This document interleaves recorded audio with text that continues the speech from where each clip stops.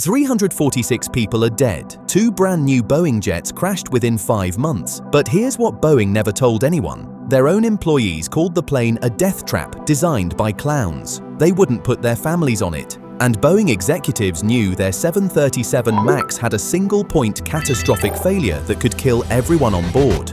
October 29, 2018, Lion Air Flight 610.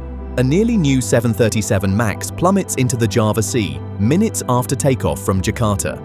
All 189 souls lost. The pilots had fought desperately against their own aircraft as it forced the nose down over 24 times in mere minutes. They never knew what was killing them. But here's what really happened when corporate greed strangled safety, and how Boeing's deadly secret became aviation's most devastating cover-up. The 737 MAX wasn't supposed to be revolutionary. It was Boeing's desperate answer to Airbus's fuel-efficient A320neo. Boeing needed something fast, something that wouldn't require airlines to retrain pilots, so they took their 50-year-old 737 design and bolted on massive new engines.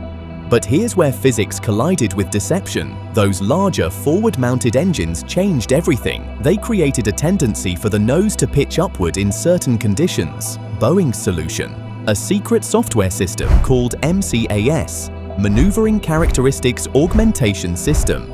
Now here's the catastrophic part. MCAS would automatically push the nose down if it detected a high angle of attack. Sounds reasonable? Except Boeing made 3 fatal decisions. First, they designed MCAS to rely on input from just a single sensor, no redundancy. One faulty sensor could trigger it. Second, they expanded MCAS's authority. It could move the stabilizer 4 times more than originally planned and repeatedly reactivate at low speeds during takeoff. Third, and most unforgivable, they never told pilots it existed.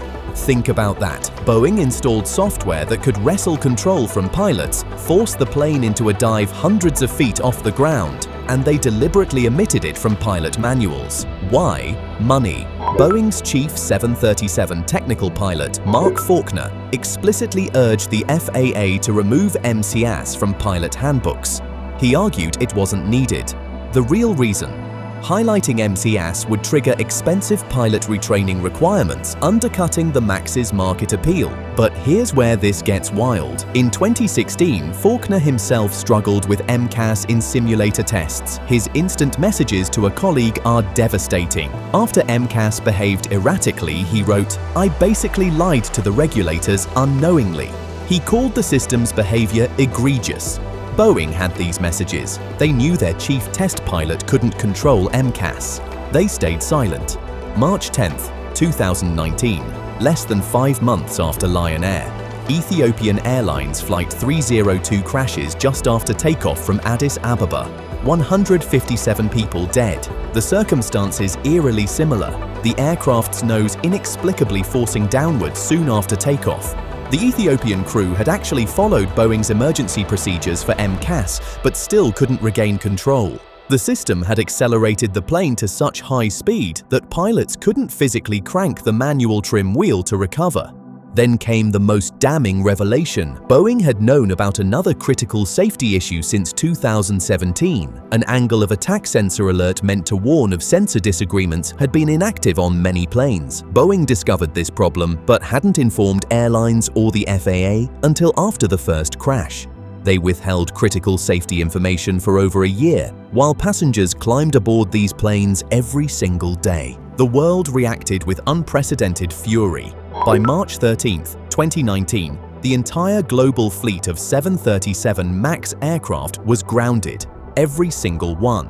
China moved first, then Europe, and finally, reluctantly, the United States. Boeing's crown jewel became aviation's pariah overnight. But here's the shocking part that emerged during investigations. Boeing's internal risk analysis showed that absent fixes, MCAS failures, could have led to 15 more fatal crashes during the 45-year lifespan of the MAX fleet. 15 more crashes. They understood the odds, and they kept flying. Which brings us to Boeing's culture of concealment. The internal communications unearthed during investigations paint a picture so damning it defies belief. In messages from February 2018, months before any crash, one Boeing employee asked a colleague, "Would you put your family on a MAX simulator-trained aircraft?" "I wouldn't." The colleague's response? "No." Another employee wrote that the 737 MAX was designed by clowns who in turn are supervised by monkeys. These weren't disgruntled outsiders. These were Boeing's own people saying they didn't trust the plane. The House Transportation Committee's investigation was scathing. They called the crashes the horrific culmination of a series of faulty technical assumptions by Boeing's engineers, a lack of transparency on the part of Boeing's management, and grossly insufficient oversight by the FAA, the pernicious result of regulatory capture. Boeing CEO Dennis Muilenburg was hauled before Congress. Lawmakers accused Boeing of supplying flying coffins to airlines. Families held up photographs of their loved ones. Paul Njoroge, who lost his wife, mother-in-law, and 3 young children in the Ethiopian crash, testified that Boeing should not be allowed to get away with murder. December 23, 2019. Boeing's board fires Muilenburg. The man who had assured the public just weeks after the Lion Air crash that the MAX was as safe as any airplane that has ever flown the skies was gone, but the damage was irreversible. Now here's what's truly devastating. Boeing's cover-up wasn't just about hiding MCAS.